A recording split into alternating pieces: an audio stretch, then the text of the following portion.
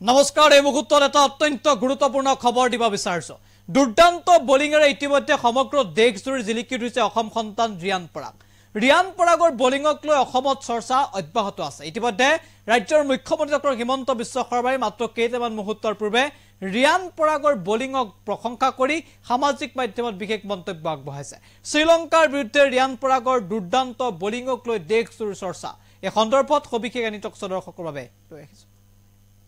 আমি জানাইছো এটা অত্যন্ত গুৰুত্বপূৰ্ণ খবৰ ৰিয়ান পৰাগৰ বোলিঙক লৈ ৰাজ্যজুৰি চৰ্চা দুৰ্দান্ত বোলিঙেৰে ইতিমধ্যে উজ্বলি উঠিছে অসম সন্তান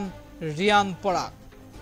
ৰিয়ানৰ বলত ধাৰাসায়ী শ্ৰীলংকাৰ বেটসমেন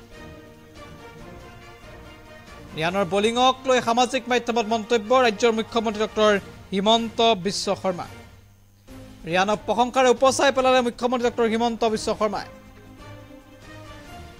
জানাইছো খুব গুৰুত্বপূৰ্ণ খবৰ ইতিমধ্যে ৰিয়ান পৰাগক লৈ হিমন্ত বিশ্ব শৰ্মাই উল্লেখ কৰিছে যে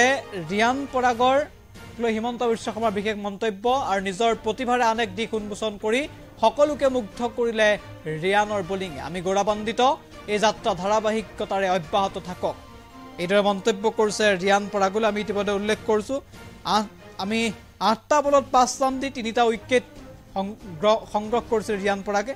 আৰু ৰিয়ান পৰাগৰ বাবে ইতিমধ্যে জয় সাব্যস্ত কৰিলে টিম ইণ্ডিয়াই 43 ৰানত সহজ বিজয়ী হ'ল টিম ইণ্ডিয়াৰ শ্ৰীলংকাৰ বিৰুদ্ধে প্ৰথম টি20 খেলতে জয়ী হ'ল টিম ইণ্ডিয়াৰ আৰু মাত্ৰ 8টা বলত 5 ৰান দি 3টা উইকেট দখল কৰিলে ৰিয়ান পৰাগে আৰু ৰিয়ান পৰাগক শুভেচ্ছা জনাইছে সমগ্ৰ দেশবাসীয়ে তাৰ মাজতে হিমন্ত বিশ্ব শৰ্মায়ো ৰিয়ান পৰাগ সন্দৰ্ভত এনেদৰে সামাজিক মাধ্যমত বিশেষ মন্তব্য কৰা পৰিলক্ষিত হয়